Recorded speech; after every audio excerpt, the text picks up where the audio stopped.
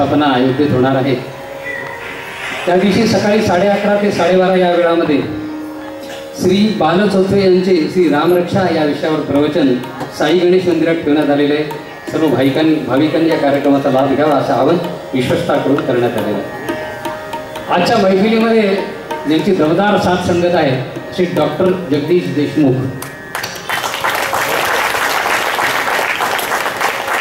हे जसे रामगीतांचं गीत रामायण गाणारे हे राम म्हणजे संजय जोशी, तसे ते तबल्याला पहिलेपासून साथ देणारे हनुमान असे हे जगदीश देशमुख आहे। 40 वर्षापेक्षा जास्त काळ झालेला आहे त्यांची साथ एकमेकांना आहे आणि दोघं एकमेकाकडे अतिशय पूरक अशा कटाक्ष टाकत असतात, त्यामुळं ते गाणं बहरत असतं। श्री सुधीरजी मायनकर आहेत, बाबूरावजी उपलवार आहेत, यांचे ते शिष्य आहेत आणि मोठमोठ्या संगीत सभांमध्ये त्यांनी साथ संगत केलेली आहे। आपण पुढे वळूया।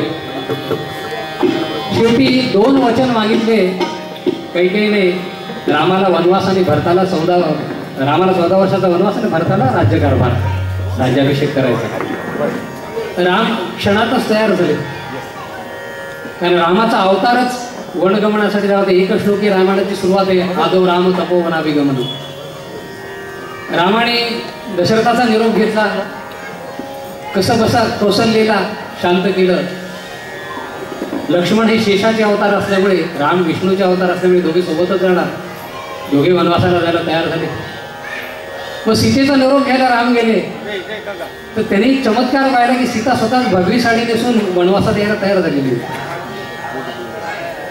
राम म्हणले मी वनवासात जातोय, मला निरोप दे। माझा निरोप कसा काय घेता, जिथे राघव तिथे सीता असणार आहे। आणि आपल्या भारतीय नारीमध्ये पतीचं प्रारब्ध ही पत्नी वाटून घेत असते, त्यामुळे ती पतीसोबतच राहणार आणि आपला पती वनवासात जातो ना, आपण राजभोग कसा उपभोगावा हे सीतेच्या मनात होतं आणि मुळात पुढच्या रामायणासाठी सीताच कारणीभूत ठरणार होती, त्यामुळे सीतेचं जाणं क्रमप्राप्त होतं। त्यावेळेस सीता रामाला भारतीय नारीच्या स्वरात काय म्हणाली, भारतीय नारीने कसं वागवायचं उत्तम उदाहरण गरिबांनी आपल्या गीतातून दिलेलं आहे।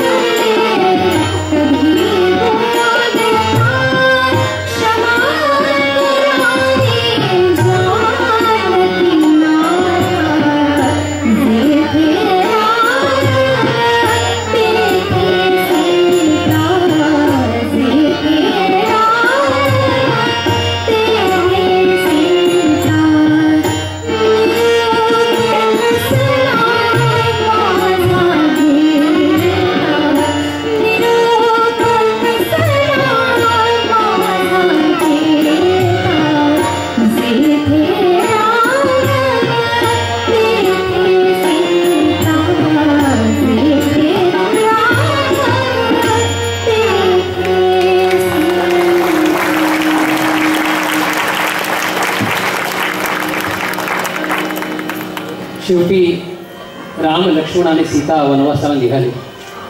अयोध्येची सगळी मंडळी त्यांना वेशीपर्यंत सोडवायला आली होती, पण ते खरं तर वेशीपर्यंत जाणार नव्हते, ते सुद्धा वनवासात सोबत जाणार होते. म्हणून